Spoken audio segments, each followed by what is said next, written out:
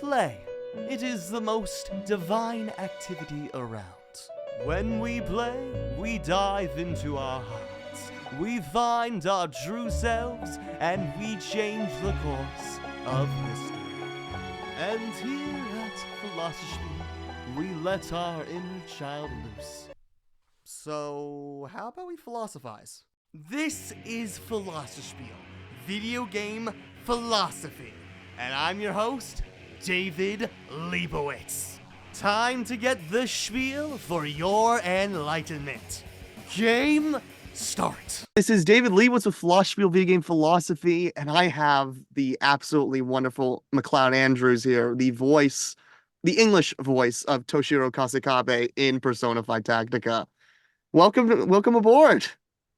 Thanks. It's great to be here. Oh, I just kind of noticed your setup. Yeah. It's bringing back memories. The blankets and quilts. Yeah, but I do it with foam, but it's not the best foam. Well, it's still Oralex. Yes. Not everything. Yeah. No, of course. I've actually done many jobs in a little closet. My wife, we had to go to Scotland for my wife's work 2 years ago, and I brought just like a travel kit with me. This little guy, the Babyface Pro Army, and a directional boom mic, and I ended up recording like national radio spots from a closet in Scotland, and so it can work. Doesn't have to be an expensive booth to sound good. All right. Well, I'm excited to have you to talk about Toshiro. I think if anyone would like to know the more basic details about Toshiro, check out your interviews with CrystAAHL and the SMT network, because I want to go right into the meat of things, The philosophy. Well, and just your take. Sure. I mean, honestly, I haven't had really any time to speak of to prepare, and you're the specialist. So, from my perspective, I'm looking forward to this to just kind of learn from you. And Well, this would be like a one-person lecture for me. So I'm the lucky one here. There's a lot. I think we need more than an hour for me to truly lecture you about this, but there's a lot to say. But sign me up for the class. Here we go. I am interested. Let's start with. I maybe should have brought my charger. I will pause and see how my battery's doing. Sure. I felt like I could get away with it not, but we'll see. So is this the first time you ever played a politician in any visual, in any medium? Any medium. I believe the answer is yes. I'm trying to think. I'm going to say yes. Yeah, I can't think of another instance. All right. So when you think about I don't generally present as a politician. So. No. So how were you able to sort of connect with that kind of character and sort of feel this? I mean, I have a question more straight up, but first, how did you get in the mindset of a politician? Well, my father was very politically active and I guess you would say he's a failed politician because he's not very good at it. But my father was a lawyer, and he ran for Senate in Kentucky, where I'm from. He ran for, I think, state Congress. He ran for city positions, metro. But his style was a little bit too curt, brusque, bombastic, which are not typically the things you think of with a politician. And so never actually raised to office, but he's always been fascinated by politics, interested in politics. A lot of politics discussed in my house. And so it wasn't too hard to kind of tap into that mind space. I'm wondering though, what do you, how do I say this? What kind of politician do you see Toshiro as? I mean, outside of what is already said in the game. Would you say he's outside? only thing he does was because his father told him to do it? or did he sort of ease himself into the mindset of being is he how scummy a I'm just gonna say how scummy a politician was he before everything happened? I don't think he was a scummy politician at all. I think he was more of a patsy. I think he was a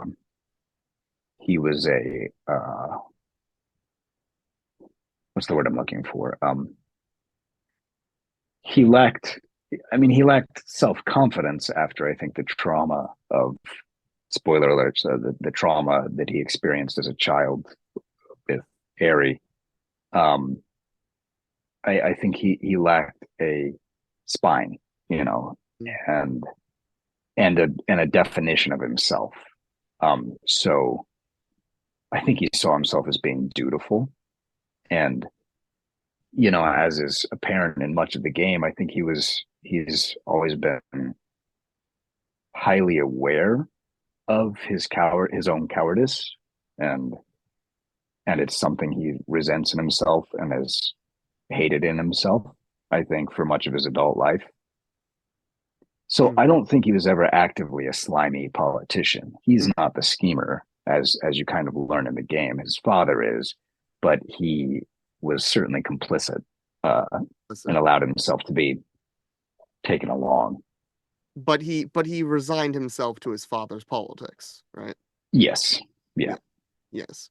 Which And probably, and I'm sure surrounded it all with rationalizations of like, well, you know, compromise needs to be met. The world's very complex, and et cetera, which is true. But you can end up stuffing a lot of rotten meat into that thought sandwich. and There you go. and we know that Toshiro's father was of the current party in power. I believe so. Yeah. Yeah. So if we take this to real Japan, he was conservative.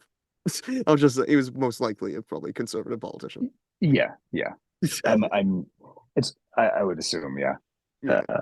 My grasp on the fine points of all of the kind of characters and story might not be that great. As the nature of video games, you only kind of get your very, you know, small portion of what's there. But but let's get into the meat of things. I just want to get a little a fainter thing, but I guess let's get to about sort of understandings of. I mean, I've always been interested, especially there's another YouTuber goes by Lady Virgilia, who is a Japanese American. She's been talking about constantly the Persona series and how it translates from the Japanese medium to the American medium, that all these political issues are very Japanese in nature, that it's not just there's a bunch of scummy adults out there who do scummy right. things. Like, these are all very Japanese problems. And I feel like especially Toshiro's obedience to his father is something that you see in the West, but it's something very like that mindset, very Japanese. So how were you able to carry that over and be authentic, even though it's not something that is of your own culture? Or do you? I didn't really concern myself too much about how to translate it. You don't really have that much time to think about it the way that video games are done. You know, my job as an actor, and especially in a video game circumstance, is to just, to the best of your ability, capture the emotional truth of any given line or moment. And in the case of, you know, video games or animation, to give a couple different shades of that interpretation. So, you know, I didn't really concern myself terribly with whether or not things would culturally translate, because it's a little bit above my pay grade, to be honest. This is very true. This is very true. But you did a fabulous job. I mean, the PCB directors are just so fabulous that they make it work. They make everything translate. They make it work. Yeah, exactly. Val is incredible, and I had every confidence in her direction and her ability to kind of keep an eye out for what the series as a whole needed from my performance, and then also what the larger story needed Mm. from me, because since I didn't have access to the larger story going in. But Yes. I guess though I'm thinking about the part about Toshiro's mother. How would yeah, how do you yeah, I found that section incredibly moving. But what's your sorry, I no cut you off. Your question. how'd you find him? I mean, obviously it was moving, but tell me what Yeah, were your thoughts yeah. on the section with his mother? Um, I'm trying to recall the finer points of it and the details. Um, Thought he killed her. yeah, I thought he killed her by, you know, force by being selfish. Is at least is the story that his father um has spun to him, that by being self-centered and asking her to go out, she was very her health was very fragile. Is that correct? And Yes, yeah. uh, It was very and tragic. that overtaxed her system, and she died. Um, so certainly him coming to the realization that he was a child, and that did not could not have possibly killed her, and that in fact that was one of the few bright spots in her life, that moment. uh yeah, that was incredibly moving, uh, and fun to perform and search for. Yes, yes, definitely. I feel like though I find it interesting if you want my little lecture. Um, I find Please, that I I'm find it here for your lecture. I you're here for my lecture. Fine, you're here for my lecture. I just thought of this today that the Persona series um in Persona 5 every time they've done a Japanese associated aesthetic, because the level associated with his father is very uh Japanese coded. Uh, yeah, especially with you saying like, "Oh, Yoshiki was like a Buddha to his people." Like, yeah, yeah, so a Buddha to his people, and that's what so the form he takes is a Buddha, but inside is actually the red face of his father. Um, right. that was very hateful. And I feel it's interesting that those moments that every time they do that, usually concerns a family member, both the mother and the father. And Hmm. it feels interesting that, I mean, in the Japanese society, they're very focused on the family. Not to say that we're not, but that there's a very large focus. And it feels like with Sure. you Yuki, the fact that it was interesting that that he had to see regenerate the vision that his mother didn't actually hate him. Because the first thing you see is he goes into the amusement park and he sees and he thinks his mother wanted to kill him, but we actually Yeah, realize the mother's form that she takes in this world is not threatening, which Futaba sort of smacks him out of that because Futaba, when she had to confront a mother that did say that in her own little world, when they do that in the original Persona 5, did hate her, but didn't actually hate her. So it was interesting that this more nurturing image, and I think that sort of possibly it maybe brings some love back into.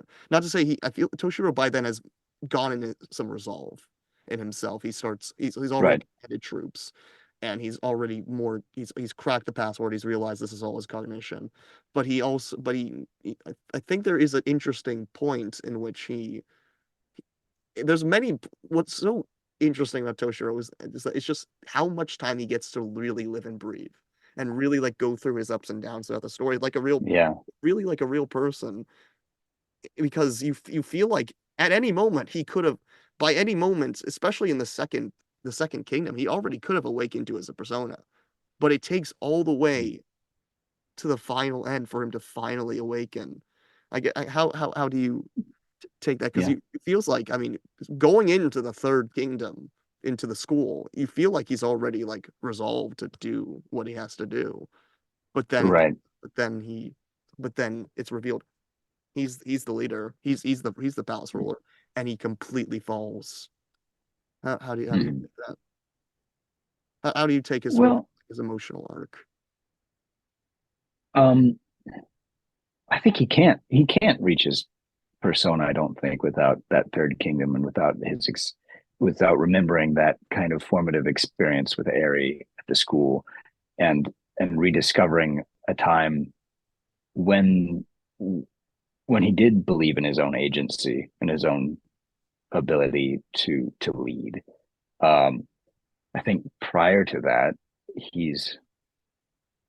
I don't think he's quite come around to his ability to take command, but rather his ability to be part of a team, certainly, and his ability to have agency within a group. I think that's the first time he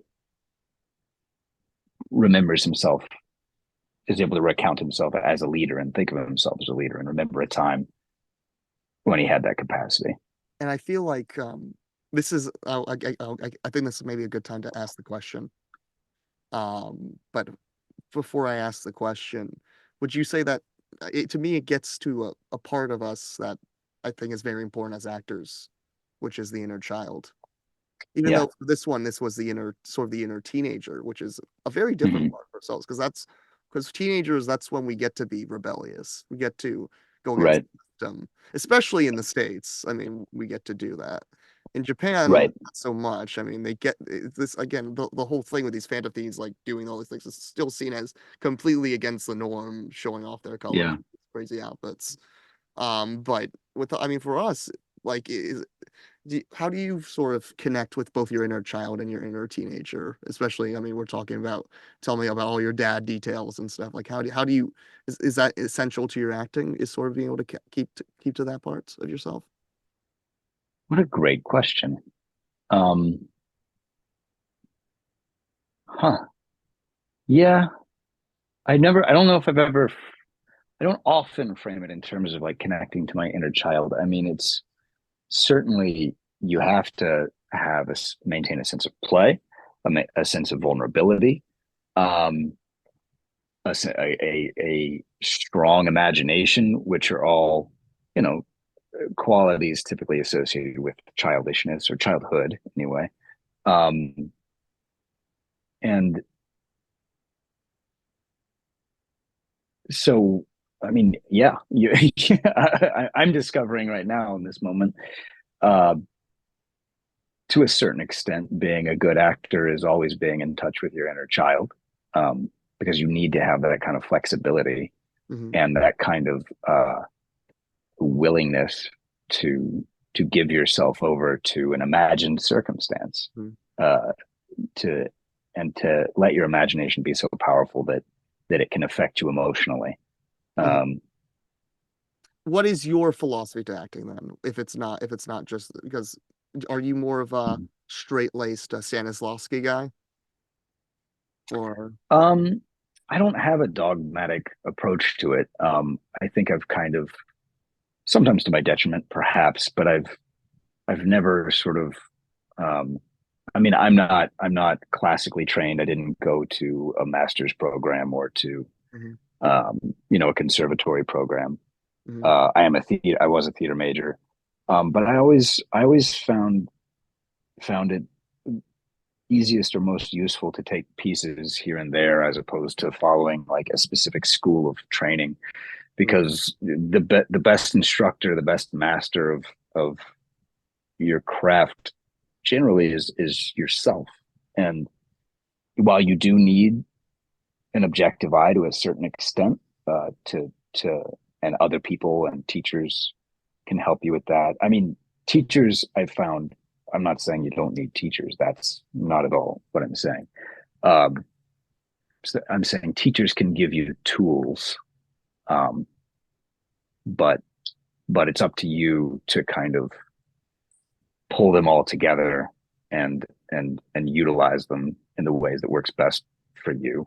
Um, I tend to be action oriented, um, rather than like emotional memory or um, So uh, you do, Toshiro did this, right? When he's saying this line, he did this, or is it like um, Stanis? well, what is good, like action oriented, and in terms of like how are you literally, what are you literally trying to do with a line? How are you trying to Yeah, affect somebody? yeah.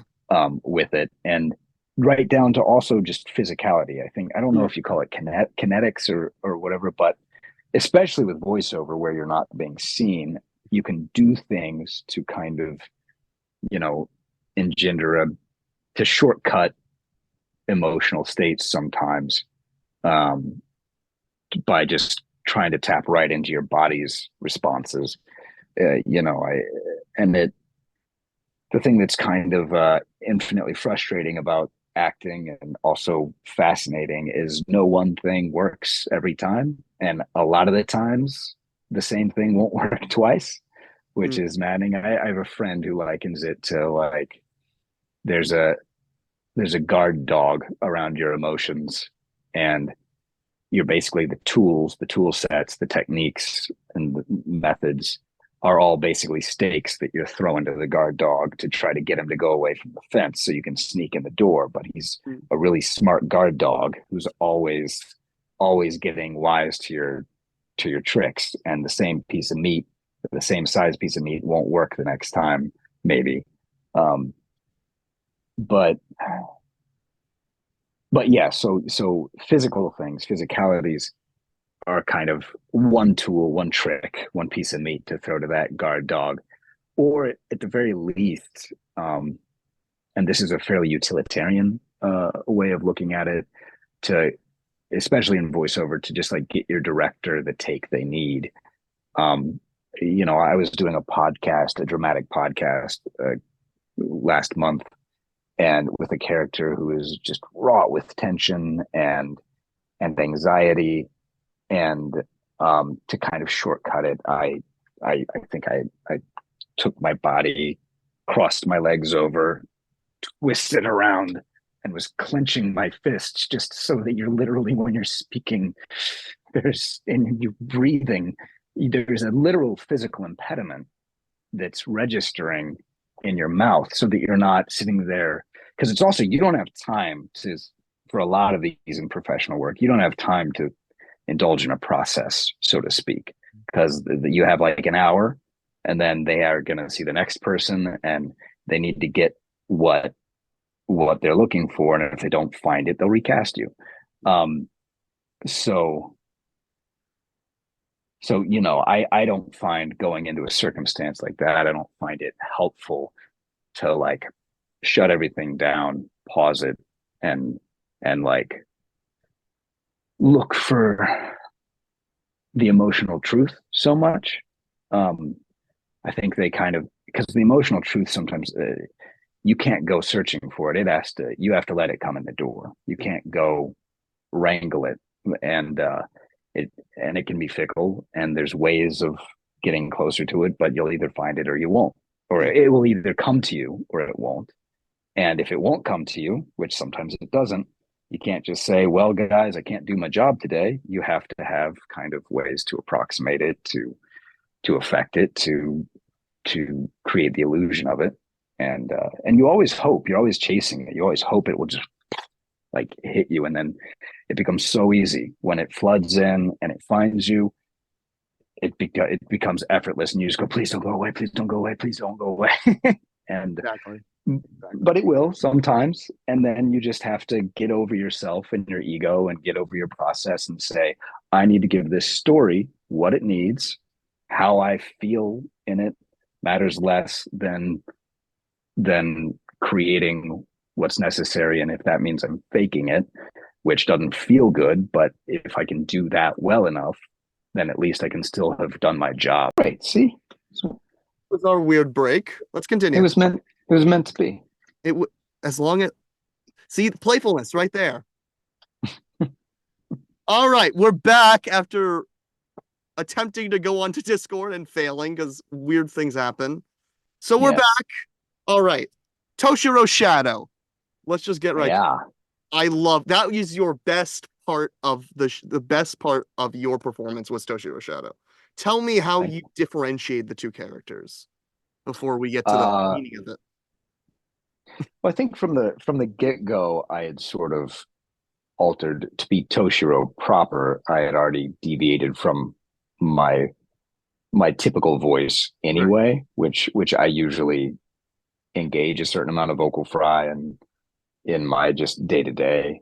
I play a lot of gritty characters or whatever. So for Toshiro proper, I already lifted him into my head voice a little bit, got rid of some of the crud, did the really crisp diction and all of that to just kind of inherit it. So for the shadow, if anything, I kind of creeped back into my actual tone, but then further and deeper down into the grit. And I kind of I grew up watching Dragon Ball Z, and so there's part of me that was like, they were like, how do we differentiate Toshiro? And I was like, should I just see if I can do Vegeta? And they were like, I don't know, let's hear your Vegeta. That is yes, yeah. And so that's where you got a lot of the kind of like anger and you pathetic, weak-willed kind of, energy. I loved it. You were having, I'm sure, was that the most fun you had the whole time recording that game, or did you have more? Yeah, it was a blast. It was also probably the most tiring because Val was laughing. She was like, sorry, I didn't intend for this one to be so shouty, and I was like, yeah, I don't know. It just kind of feels like it needs to go there constantly, all the time. So, it was just a lot of my stomach, my diaphragm was pretty tired once we did the Shadow Toshiro day. From just all the pushing and the anger and Yes. You also was a little bit flamboyant. You felt a little flamboyant. Yes, absolutely. I think that's often a facet, I think, of dark characters and shadow characters is, because they're freed from playing by society's rules, playing by, rules of decorum they're freed from empathy. They have to amuse themselves and walking through life takes on a certain kind of game-like quality where it's just about settling your own scores for some types of villains. There's the kind of the true believers who actually end up being, to the extent they become bad guys, who have a more rigid countenance, and it's that gets them into evil. But I think for shadow characters in particular, it's that like release from self-awareness and from accountability that makes them very playful and flamboyant. Funny thing about that is what Shadows Toshiro actually represents. Yeah, because isn't Shadow Toshiro society like his bending his will to society? Would you say? Yeah, that is ironic, or at least that's an interesting juxtaposition. And yet it feels right because I think in order for Toshiro to cleave to the expectations of society, and then particularly let's personalize it, his father's expectations for him, he would have to knowingly engage in misbehavior, misconduct, collusion, any number of crimes. So was he actually? So we get back to the scummy question. How scummy? So then then he had to do some scummy things. I mean, he wasn't the scum. Yeah, that's the thing. I think scummy people, as we define them, it becomes a semantic argument, I suppose, or discussion, not really an argument. But like a scummy person, I think knows, well, a scummy person is, I think, actively engaged in their misdeeds, and has no compunction about furthering them and pursuing them. And I think Toshiro's reluctance kept him from being scummy. I don't think he enjoyed being the weak-willed pawn that he was. I just don't think he felt like a strong enough person, didn't feel like he had the moral courage, didn't feel like he had enough of a kind of identity in and of unto himself to push back against, to be fair, immense pressure, like immense social pressure and familial pressure and legitimate consequences. I mean, he's probably facing jail time uh, After the events of the story. after the events of the story. Which, yeah, hopefully your viewers are well aware that there will be spoilers in this. But Yeah. I'm still trying to keep it vague. But No, let's okay, let's take off. sure, sure, No holds barred. That's what. okay, cool. But so no, I don't think, as I define scummy, I don't think Toshiro could be labeled as such. Scummy. But his father was scummy. easily scummy. His father. Yes, his father was definitely scummy, and Marie as well. Yes. And then let's see, what was I forget the original question. I forget. Right. The original question, though, is what part of Toshiro was. So. Oh, right, the shadow and the shadow and the playfulness, and how it's kind of an interesting juxtaposition that he has a flamboyance and a, but I think it's that kind of flamboyance and playfulness is a manifestation of a psyche that's freed itself from the need for empathy or concern over their actions. Yes, you know. But would you say that the shadow itself was what actually shadow was it more of the thing? Is it? But a shadow is a thing in Jungian psychology that a person doesn't accept. By the time he sees the shadow, Toshiro has, I mean, he's forgotten. I mean, again, most of his stuff. I mean, the amazing line is like, "I am the embodiment of your sin." That was great. But how? So if he is his sin, is he fundamentally what Toshiro was before he went into this cognitive world? Or is it just a repressive force that's repressing the real shadow, which is Erina?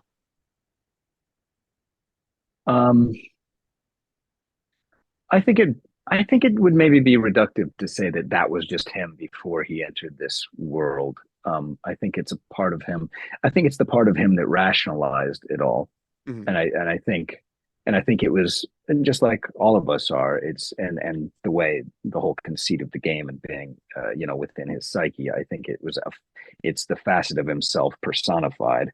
It's the logic stream that rationalized, like, listen, like Ares' behavior was like dangerous and bucking order and authority figures in the hierarchies is dangerous and bad and but I don't think I would never say that was like that before the events of the game that represented the totality of who Toshiro was. I think that makes perfect sense. Yeah. But I guess the other thing though is then what does Erina represent? Because obviously Erina is the other part of his psyche, is sort of that dueling part. I mean, they say it's courage. But I mean, is there anyone for that I guess to make it real? Is there anyone? Is there an Erina in your life?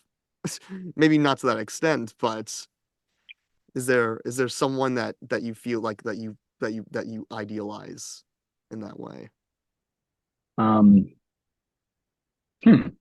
Wow. I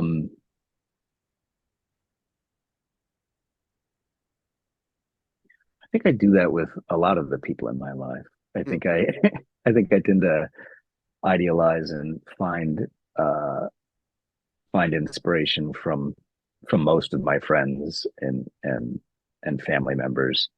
I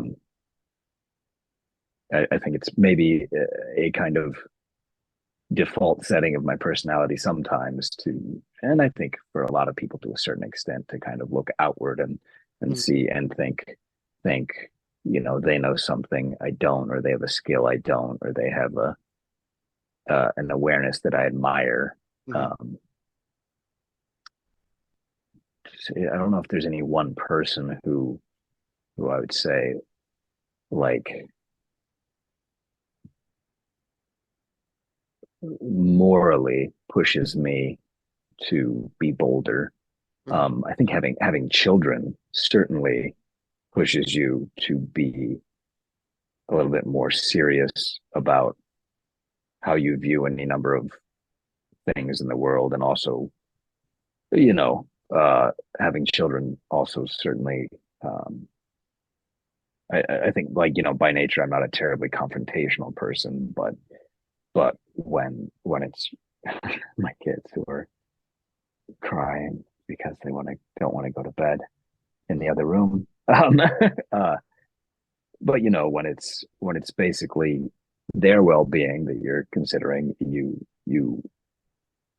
any hang-ups you'd have about, like, oh, I don't want to have that uncomfortable conversation, or I don't want to, it tends to be trumped by the needs of, trying to provide a better circumstance for your kids. Yeah. So I think in some ways having kids makes you more morally courageous, or just plain courageous, more socially courageous, perhaps at times. Um, Toshiro thought about him, though. I mean, so would you say Eri was, in a sense, the his inner child, in a way? yeah, I think that's fair. I think that's very fair to say. Um, I mean, it's very interesting.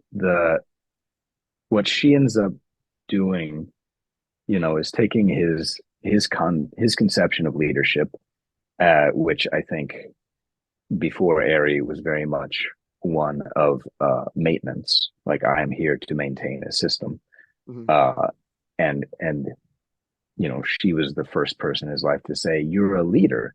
Your job is to change the system and to make the system better." And he was like, I and that's just something I don't think he even conceived of. He was never trained to think that way.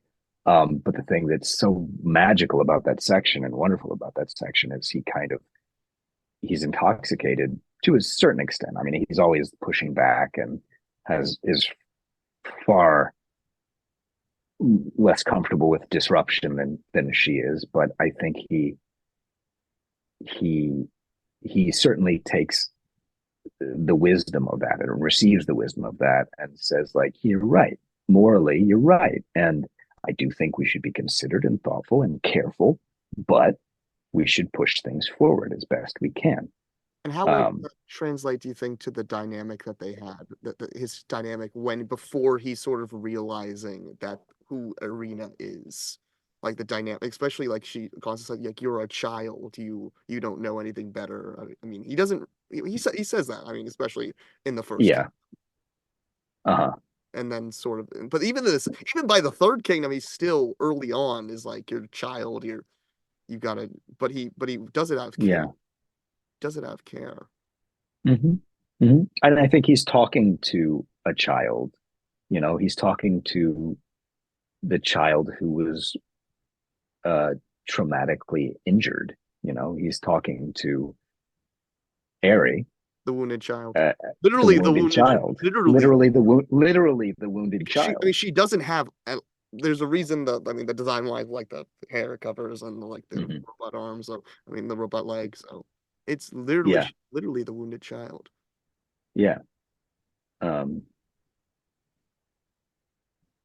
and that's the thing that I loved most about playing Toshiro is, you know, he he's not the typical hero, um, that I think, like, the revolutionary archetype is, I think sometimes it is can be a little facile, can be very easy to get behind. And Toshiro is, I think, the hero quest for him is just like a person finding their self-worth, their um, and their courage, certainly. But it's starting with a person who doesn't have those things, who's traumatized, and having to kind of cope with his trauma and overcome incredible pressures to and at great personal cost, change who he is and how he's behaving. It was a really fun, emotional journey to get to do. It's like it hasn't aged well, but I remember when I was I don't know, in my mid-20s or something, I kind of the movie Braveheart. I'm very familiar with it. I mean, yes, I believe it. Yes. Yeah, I remember when I was like 25, as an actor, kind of like realizing I don't want to fucking play William Wallace. Like William Wallace is actually kind of boring. Like straightforward, like Robert the Bruce in that movie anyway. It's a far more interesting character, and in many ways, I think a far more relatable and real character um, than William Wallace. Again, that movie has not aged well, uh, but but I think it's the same thing with like Toshiro. Toshiro's not a William Wallace character. Erina, if anything, is kind of, and um, so yeah, he was just, I think, more relatable than your typical hero, your typical revolutionary, and I think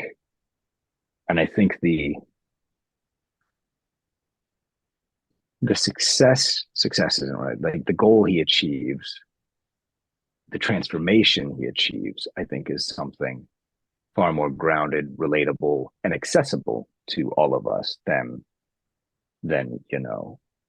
your typical revolutionary archetype. Um, Hmm. I mean, I it, think it's yeah. no, continue. Go ahead.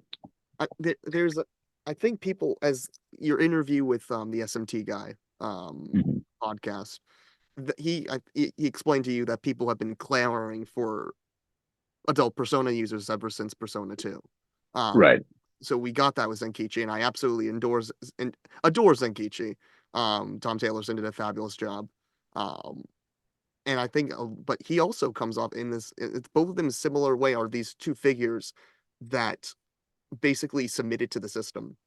Though with, I mean, Uh-huh. Zenkichi is very much it's instead of it him with his father, it's his relationship with his daughter, Uh-huh. which is very interesting, and trying to prove to his daughter that he can still be a hero in a way, because his daughter feels like he failed her regarding the death of her mother.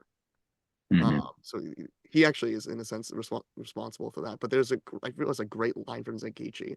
I may not, as I think it goes on, like, I haven't deserved any rewards. I may not deserve any rewards, but at least I know what makes a person evil.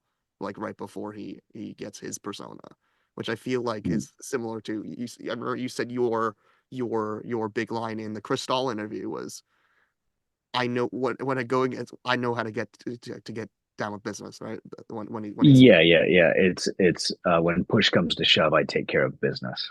So tell And me now, yeah. before that you weren't able to give the context. So tell me, why is that your favorite line or one of your favorite lines? Well, it's the moment he fully embraces his agency. It's the moment he yeah. That's it. It's the moment everything turns. It's the fulcrum of the entire story. It's what everything has been building up towards. So I Okay. and that's the moment he voices it uh, in plain terms and embraces it. I guess the way I in terms that because I heard you say that because I hadn't gone to that point in the story yet, so it was vague Mhm. for me. But it sounds like that he always knew how to take care of business because he knew how to take care of business even when he was listening to his father. He always knew. Like Right. he sort of this to me. I sound like I was a scummy politician. Now I will not be a scummy politician, but I always know how to do politician things, and that means getting Mhm. things done. Like, isn't that what the lines for you is like meant to be, or is it just Right. now I know how to do things? right. He's always been I think yes, that's true. I think he's always been competent, even though I think some of the scenes, his father very archly like says, "My incompetent, weak-willed son will bend," But something like that. that's also his cognition. That's not his actual. Well, Right, but I think there were some scenes from the actual one at the end where he yes, there speaks in those terms with Marie. does. I think he does. Yes. So that is actually one thing that I found myself thinking about. That you know, does Toshiro's cognition of these people actually represent the truth of them? Like, And it seems to bear out that yes, his internal idea of his father appears to actually be very close to who his father And actually Maria is. as well, the little we hear from him. Yeah, and Maria. Yeah. Yeah. Which okay, fine. I mean, they're a lot closer to than what Futaba thought her mother to be, which was the polar opposite of what her Right. mother was. Which Right. she tells like, hey, your mother actually, this is how your mother actually was, because my mother was a sphinx trying to kill me. So, yeah, no, there was the one detail like his father, he brands as him in the second game as a criminal when we'll never know if the father actually knew that he had the evidence to incriminate him. But that's the main thing that like reveals and makes the story way more interesting. That this isn't just we're not just changing people's hearts again. We're just changing Toshiro's heart. Mm-hmm. Which is the interesting thing, because at the end of the story, you think, okay, Toshiro's gonna become prime minister, he's gonna become a freaking communist and change all Japan. No, he backs down. It ends for him like it ends for every other person, every other antagonist in Persona 5, where they give a speech, they back down, and they're never seen from again. Yeah. Like he ended like in the weird way, Toshiro is Is he Toshiro is a traditional Persona 5 antagonist? Well, not a traditional one, but he ends up like Okay. a Persona 5 antagonist. Gotcha. I mean, they That's always say cool. like, I mean, I mean, he's not. I mean, his father was. No, his father. Right. They were the traditional. I mean, they way more traditional. But I mean, I think what they did with Toshiro was because in Strikers they gave us a bunch more. They tried to make the villains a lot more sympathetic. Because each of them have a traumatic backstory to why they're using this phone app to manipulate people, and then you just have Zenkichi's daughter, who's extremely related because she just hates her dad because he thinks that he should have gone the mother's killer by now. But with the obviously the villains, the first two villains, and then God is God, but the first two villains go back to being just cartoonishly evil. But he really spent all this time on this one antagonist who was led astray by the wills of his parents of other people, which is similar to Strikers. How it was the wills of other people that led them to do the things they did, and that and he ultimately, but you get to spend time, you get to truly breathe life and see this person, all of his struggles and why he had to do these things. Maybe he was just weak. Maybe he was just weak. He wasn't really he was just following the party line. He wasn't like Toshiro's crimes. You think are not honestly outside of just being a standard politician, not too grave. Or no, he has done some bad things because of his father. Like that's what I'm trying to get. Has he done bad things because of his father, even if he didn't want to do them? Yeah, I mean, like, I don't know. I mean, We don't know. We don't know. But yeah. his father did a lot of bad things. We know that. Yeah, or I mean, it's just I can't remember what the crimes he recounts at the end. But they're yeah. I mean, I think Toshiro's. But no matter what, he still ends off. Yeah. He's still why was it narratively right that Toshiro? I mean, it had to because Strikers has to happen after, and the world still sucks with Strikers. So we can't have Toshiro become Bernie Sanders, sadly. Right. Yeah. But no, and it why? But yeah. I mean, in his heart, he's Bernie Sanders, but he can't be he can't be that. But instead, but like, why can't he say, I'm incriminating my father and I'm gonna change parties and be the prime minister? Like, life just doesn't work out that way. Yeah. A question that you probably have a more thorough understanding of than I do. And so I don't bring this up to make any political commentary, but only to understand I'm fine if we political go political. I'm context. fine if we go political. Like, Cool. I mean, No. It's not that I'm politician. afraid to. I just want to make it clear that I'm ignorant, and I'm bringing it up because I want to learn more. but because I felt like I noticed a kind of, or what seemed to be a uh oh, what's the word? Something. Anyway, some potential allegory or metaphor, but I don't know. And I'm so this is me, an ignorant person, trying to learn from your perspective of, like, traditionally Japan has a kind of Very conservative. very conservative, but also like non-aggression, like militaristically speaking, like They are now not. Yes, there's non. I mean, yeah, which Shinzo Abe tried to change. right, And I right, believe was somewhat successful. And the Shido, which is what Toshiro refers to, like this is all in the aftermath of Shido, is basically a representation of Shinzo Abe. Though in that game, he doesn't actually become prime minister, but he uses a lot of Shinzo Abe's like language. Who gotcha, he's now dead, but this when the game was made, that was before Shinzo Abe got assassinated. Um, gotcha, so gotcha.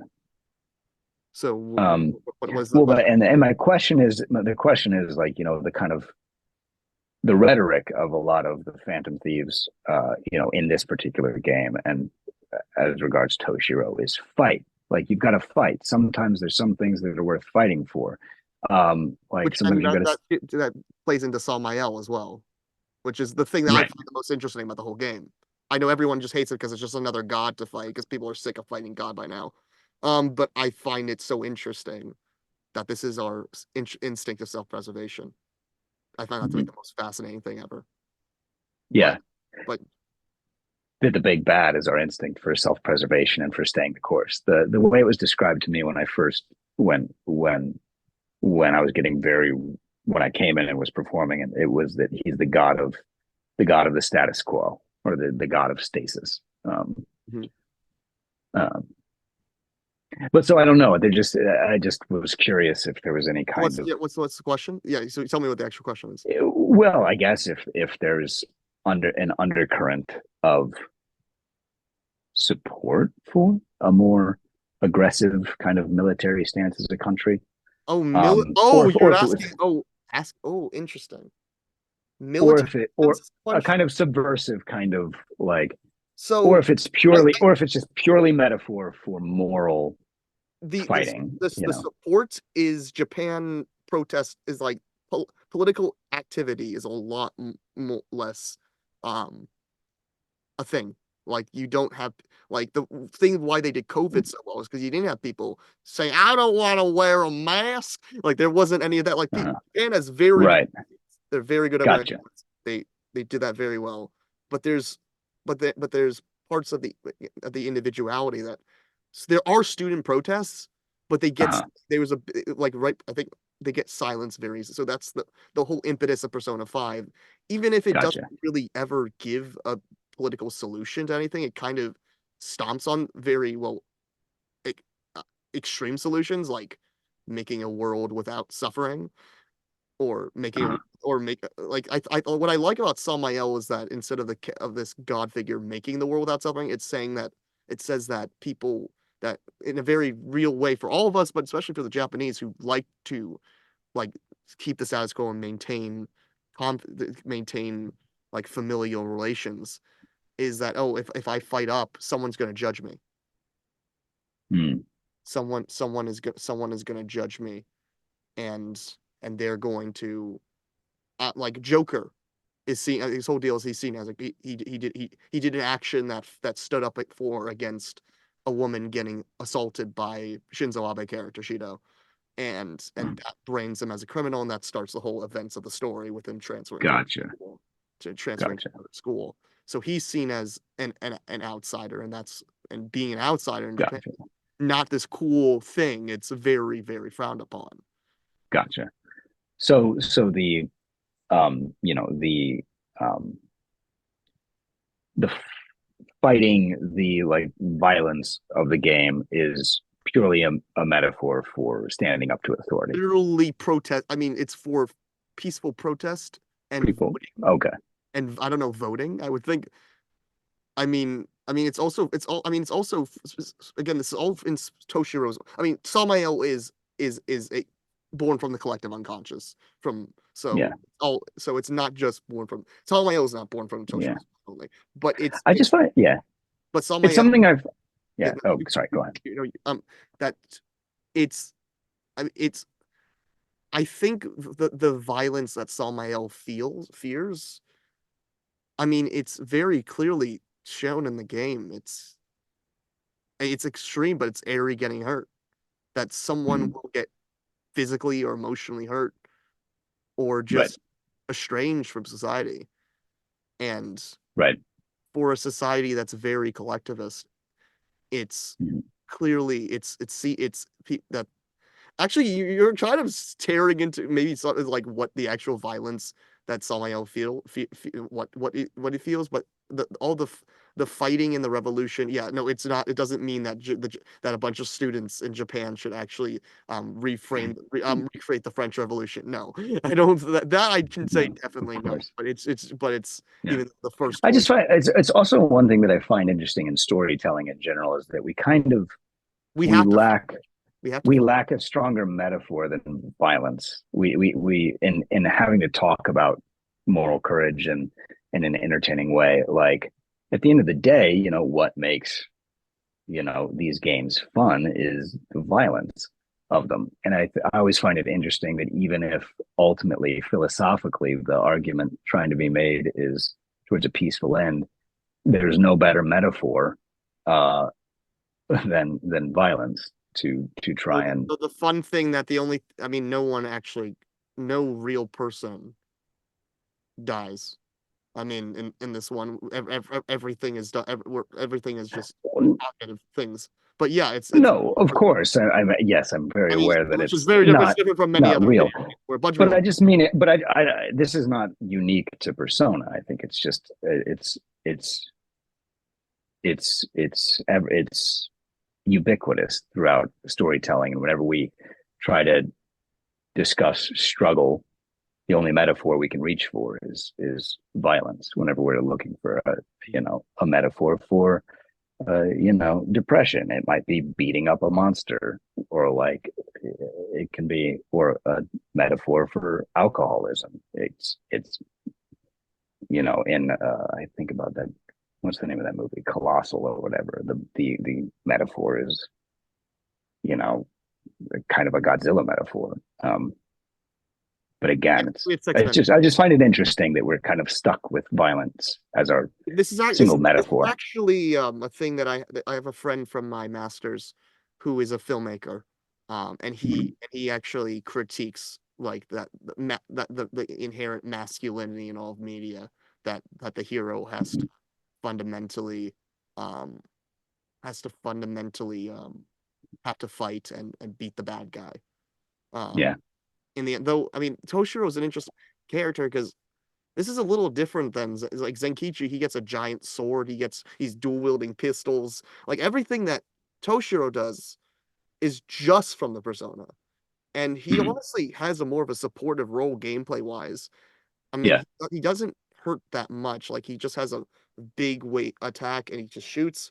But his most effective thing you can do for Toshiro is just heal people, which actually is kind of fitting. That even though uh, like Ernesto has giant guns for legs, she or yeah. they is best at rebirth. Like that's another Mhm. big metaphor is it's crystal of rebirth, which is what Mhm. Totoro is doing. He's reborn, and that is where I need to ask the question.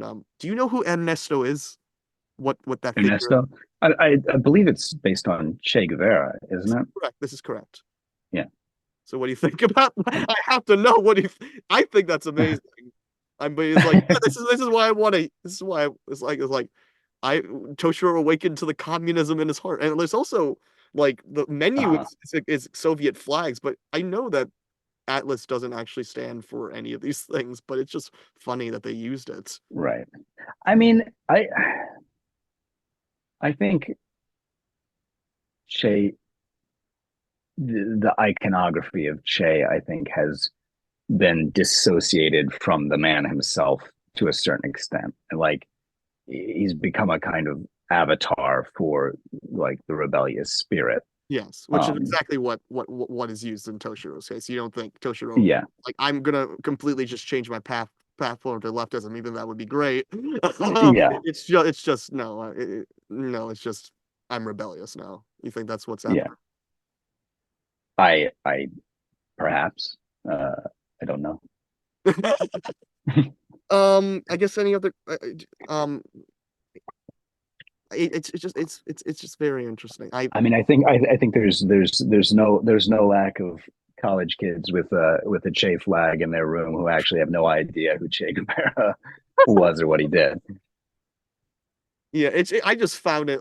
I saw it. I'm like, I skipped. I spoiled myself. Like, oh my god, they went there.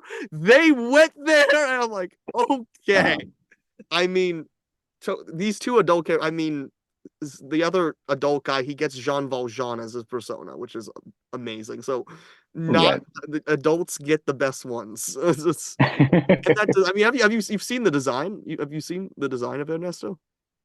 Yes, yeah. I've watched some of the like kind of movification on YouTube of I haven't had a chance to play the game, but I've kind of watched some of the cutouts of all of the Yeah, cutscenes and whatnot. great. I mean, No, I that was one of the first things that I saw that became available was like the what is it called? The not ascendance, the Awakening. Awakening. the awakening. Yeah. And like, oh yeah, no, it freaking worked. I got all teary. I was like, oh man, this is so cool. I mean, and Toshiro's the only one where it's he awakens to his persona from another character. Like everyone is just Mhm, the voice. It's everyone else. It's the voice inside of him. But the interesting thing is that mhm. there's only one other character that had a shadow that did be and that became the persona, which was Futaba's. But with you, it's Erina that becomes the persona, which again goes back to Yeah, the embodiment of his courage, which yeah, is fascinating. yeah, yeah. It's incredibly um, deep and layered. Um, I'm finding more and more. I'm a little bit new to you know uh, to I get JRPG and also just I was looking into. I watched it. No, that was I watched your video on You watch my Guilty Gear. video. You Yeah, on watched my Guilty video on Gear. Guilty Gear? Oh my god! Yeah, yeah, and it was about the song. That's The what we do. We the break down songs. Yeah. Which song? uh it was like the rock song for the guy who built the gears to begin with. Asuka. Um, Yes. That's my Oscar. most famous video. We have a minute, but Yeah, and I was just like, holy cow, this is intense and deep and very somebody thought very hard about this stuff. So it was fun to watch that video and should see we you should we should teasing we out some of it. should we try to come back whenever it lets us respawn, or should we end it here? We should probably end it here. I probably need to help get All right. my eldest daughter to bed. All right. Well, this was a fantastic talk. Thank you. Yeah, I enjoyed it thoroughly, and hopefully people will continue to be um, kind in the face of my broad ignorance of these games